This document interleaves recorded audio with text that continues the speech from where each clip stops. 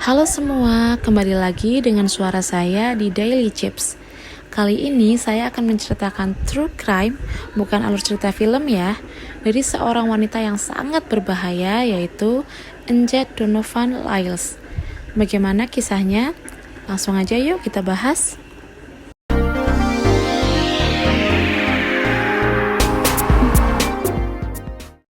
Anjet Donovan lahir di kota Macon, Georgia pada tanggal 23 Agustus 1925 dari pasangan Jetta Watkins dan William Donovan. Keluarga Donovan menjalankan sebuah perusahaan produksi. Waktu sekolah, Anjet merupakan siswa yang biasa-biasa saja. Namun dia cantik dan memiliki kepribadian yang menawan serta manipulatif. Sehingga Anjet biasa mendapatkan apa yang dia inginkan. Pada tahun 1947, Anjet menikah dengan Ben Franklin Lyles Jr., putra dari Julia dan Ben Franklin Lyles Sr. Dari sinilah Anjet Donovan menyematkan nama belakang suaminya di belakang namanya menjadi Anjet Donovan Lyles. Mereka memiliki apartemen yang bagus di Jalan Popstar di Macon, tempat Ben membantu menjalankan Lyles Restaurant, sebuah bisnis keluarga yang telah berusia 30 tahun, dan bisnis tersebut diwariskan dari mendiang ayah Ben. Beberapa minggu kemudian, Anjet hamil dan melahirkan putri pertamanya, Marcia Elaine Lyles, pada bulan Juli 1948. Sekembalinya Ben dari perang, Ben menderita infeksi tenggorokan yang berubah menjadi demam rematik dan membuatnya tidak dapat bekerja dan sering sakit-sakitan. Ben mulai begadang, minum minuman keras, dan berjudi. Hal tersebut membuat kesehatannya semakin memburuk. Anjet memiliki anak perempuan lagi, yaitu Carla Lyles yang lahir pada bulan Mei 1951. Dan tak lama kemudian, Ben tiba-tiba menjual restoran populer milik keluarganya itu hanya dengan harga $2.500. Hal tersebut membuat Anjet sangat marah karena Ben menjual restoran tersebut tanpa berkonsultasi dengannya terlebih dahulu. Ben kembali minum dan kesehatannya terus menurun hingga 90%. Anjet terpaksa mengemis kepada kerabat demi uang dan pakaian bekas untuk anak-anaknya. Pada bulan Desember 1951, Ben mengeluarkan banyak sekali darah dari hidung dan mulutnya. Dia mulai mengigau, lengan dan kakinya membengkak, dan kadang tubuhnya menjadi kaku atau anggota tubuhnya mengejang. Ben mengalami koma dan akhirnya meninggal pada 25 Januari 1952. Namun, dokter yang merawatnya di rumah sakit Macon tidak yakin dengan penyebab pasti dari penyakitnya itu. Mereka akhirnya memutuskan penyakit radang otak sebagai penyebab kematian Ben. Sebagai seorang janda yang berusia 26 tahun dengan 2 anak kecil, Anjet dan putrinya memutuskan untuk pindah ke rumah orang tuanya. Dia mendapatkan pekerjaan di sebuah restoran lokal dan menabung sebanyak mungkin uang sambil mempelajari bisnis. Hingga akhirnya pada bulan April 1955, dia membeli kembali Lyles Restaurant dengan harga $12.000 dan membukanya kembali dengan nama Anjet's. Menu khas makanan di restoran Anjet adalah makanan khas selatan. Restoran Anjet sangat ramai pengunjung. Hal tersebut karena keramahan dan kepribadian Anjet.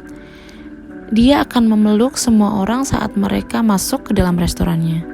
Dia juga akan datang ke setiap meja dan duduk serta berbincang kepada para pelanggannya. Anjet dengan cepat menjadi restoran paling populer di kota itu. Kliennya termasuk pengusaha, hakim, pengacara, serta pejabat penting lainnya. Hasil dari kesuksesan itu, Anjet bisa membeli mobil mewah dan berpakaian dengan model terbaru. Mungkin karena kecantikan dan sikapnya yang genit itu, nama Anjet sering dikaitkan dengan rumor dengan beberapa pria. Hingga pada akhir musim semi 1955, Anjet mulai bertemu dengan seorang pria yang bernama John Neil Gebert yang biasa dipanggil Buddy. Buddy merupakan seorang pilot Capital Airways. Anjet menemani Buddy dalam perjalanan ke Texas dan New Mexico pada akhir tahun itu. hingga keduanya mengejutkan teman-teman serta keluarga mereka dengan menikah di Carlsbad, New Mexico pada 24 Juni 1955. Sekembalinya mereka ke Macon, Buddy pindah ke rumah keluarga Donovan. 4 bulan kemudian, pergelangan tangan Buddy mulai sakit. Kemudian timbul ruam kulit yang sangat parah di bagian wajah, dada, lengan, dan kakinya. Serta Buddy pun menderita pembengkakan yang akut. Buddy pun dibawa ke rumah sakit Parkview untuk menjalani operasi kecil di pergelangan tangannya. Tetapi keesokan harinya, ia mengalami demam yang tinggi dan ruam kulit yang menyakitkan yang menyebar ke seluruh tubuhnya. Para dokter kembali tidak mengetahui penyebab penyakitnya itu dan Buddy tidak pernah sembuh. Dan akhirnya dia dipindahkan ke rumah sakit veteran di Dublin, Georgia, di mana dia meninggal pada tanggal 2 Desember 1955. Segera setelah suami keduanya meninggal, Enjet pergi ke pengadilan tinggi Bibb County untuk mengubah namanya dari Gabbard kembali menjadi Lyles. Dan dengan uang yang dia terima dari asuransi jiwa Buddy, Enjet membeli mobil dan rumah baru. Beberapa bulan setelah kematian suaminya itu, Enjet mulai berkencan kembali dengan pilot Capital Airways lainnya yang bernama Bob Franks, yang merupakan mantan bos suaminya. Segera setelah Enjet membeli rumah baru, ibu mertua pertamanya, Julia Lyles, pindah bersamanya. Julia Lyles yang sudah tua dan merasa kesepian, hanya ingin lebih dekat dengan cucunya. Julia Lyles juga menghabiskan sebagian besar waktunya setiap hari di restoran yang dia dan suaminya dulu miliki dan sekarang menjadi milik menantu perempuannya. Enjet mengetahui bahwa Julia memiliki tabungan hampir $100.000. Dia mulai menekan Julia untuk membuat surat wasiat, tetapi Julia menolak untuk melakukannya. Pada bulan Agustus 1957, Julia menjadi lesu, pucat, dan kedinginan. Julia juga memuntahkan darah yang berwarna ungu dan anggota tubuhnya mulai membengkak. Pada akhirnya, Julia dilarikan ke rumah sakit. Lagi-lagi, dokter tidak mengetahui penyebab penyakit Julia ini. Menantu perempuannya tinggal dan merawatnya selama sebulan di rumah sakit. Dia sering membawakan makanan favorit Julia Lyles dari restorannya dan memberikannya makan. "Aku khawatir dia tidak akan berhasil," kata Enjet cemas. Beberapa minggu kemudian, Enjet menyatakan sepertinya dia tidak akan hidup dan menunjukkan catatan yang ditandatangani oleh Julia yang memberinya otoritas kepada Enjet untuk mengatur pemakaman. Julia meninggal pada 29 September. Seminggu kemudian, Enjet mengeluarkan surat wasiat Julia. Sepertiga dari harta warisan diserahkan kepada putra Julia, Joseph, sepertiga lainnya untuk Enjet, dan bagian terakhir untuk Marcia dan Carla. Enjet adalah pelaksana surat wasiat dan wali untuk anak-anaknya. Enjet sangat percaya pada tahayul.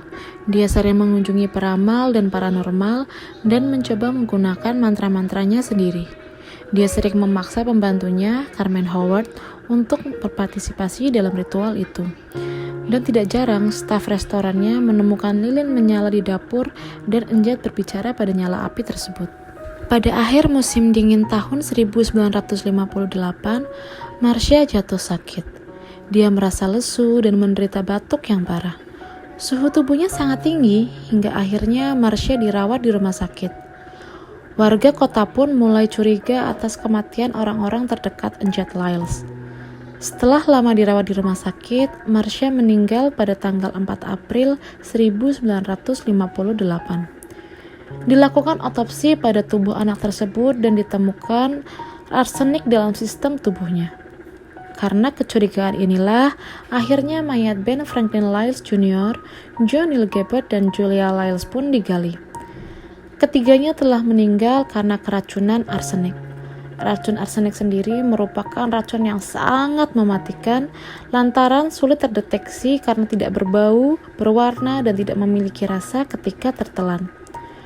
Pencarian di rumah Lyles ditemukan beberapa kotak racun semut yang mengandung arsenik bersama dengan beberapa perlengkapan vudu, di antaranya lilin, mantra tertulis, ramuan, bubuk, dan akar.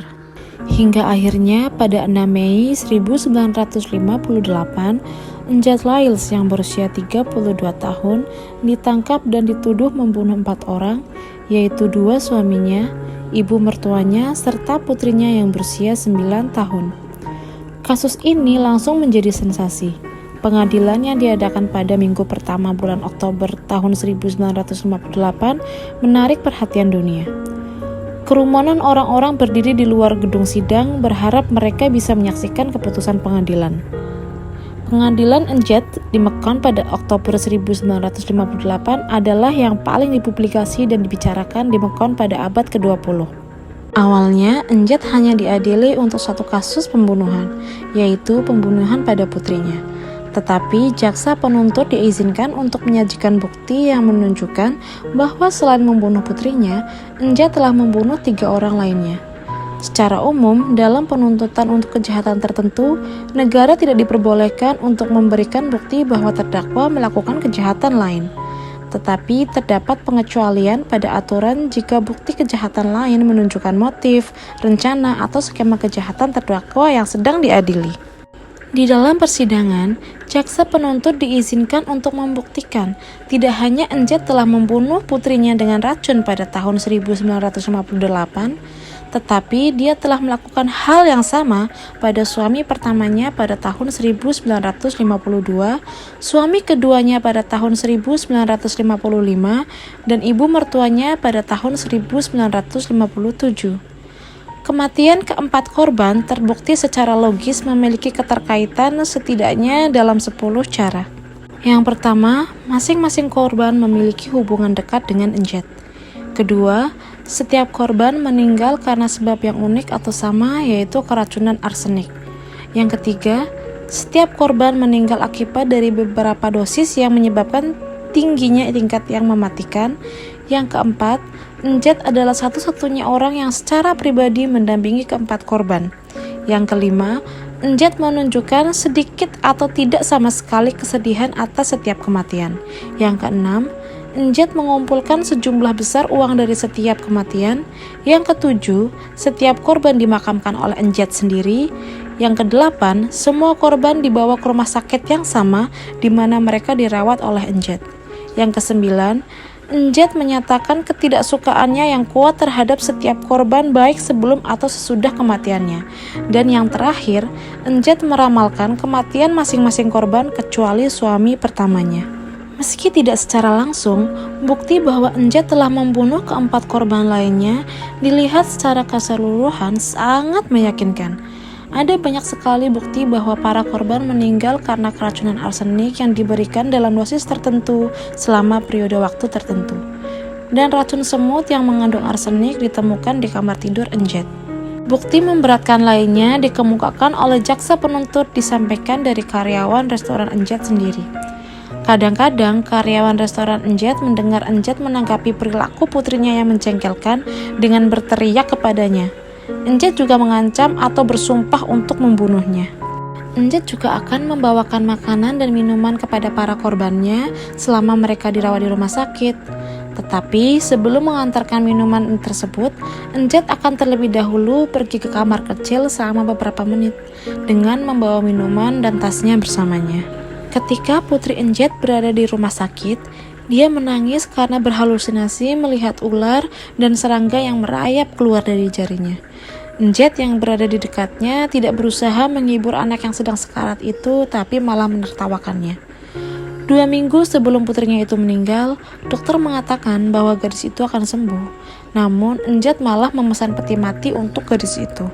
Pada persidangan juga terungkap bahwa Enjad sangat percaya pada tahayul serta terobsesi dengan sihir dan okultisme. Dia akan membakar lilin dan berbicara kepada lilin tersebut, memberitahu lilin itu apa yang dia inginkan. Lilin putih untuk kedamaian, lilin merah untuk cinta, lilin hijau untuk membawa keberuntungan atau uang, dan lilin orange untuk mencegah orang-orang bergosip tentangnya, serta lilin hitam dibakar saat Enjad ingin seseorang mati. Enjad Donovan Lyles akhirnya dihukum dan dijatuhi hukuman mati atas semua kejahatannya. Enjet Lyles menjadi wanita kulit putih pertama yang akan dieksekusi di negara bagian Georgia. Hingga akhirnya Gubernur Ernest Vandiver menunjuk ahli kejiwaan yang terdiri dari psikiater, psikolog, dan dokter medis untuk memeriksa kondisi kejiwaan Enjet. Kesimpulan yang diberikan tim dokter kepada Dewan Pengampunan adalah bahwa narapidana ini tidak waras. Mereka sepakat dalam diagnosis mereka, Enjet adalah seorang psikotik dan gila. Jenis penyakit mentalnya adalah skizofrenia paranoid kronis. Enjet bahkan mengalami halusinasi termasuk melihat malaikat terbang di sekitar ruangan. Oleh karena itu, hukuman mati Enjet dibebaskan dan dia dipindahkan ke rumah sakit jiwa di Milledge, Sheffield. Hingga akhirnya, Enjet meninggal karena gagal jantung pada usia 52 tahun pada bulan Desember 1977. Begitulah kisah hidup dari si cantik yang berbahaya, Enjet Donovan Lyles. Terima kasih bagi kalian yang telah mendengarkan kisah ini. Sampai jumpa di kisah True Crime berikutnya. See you!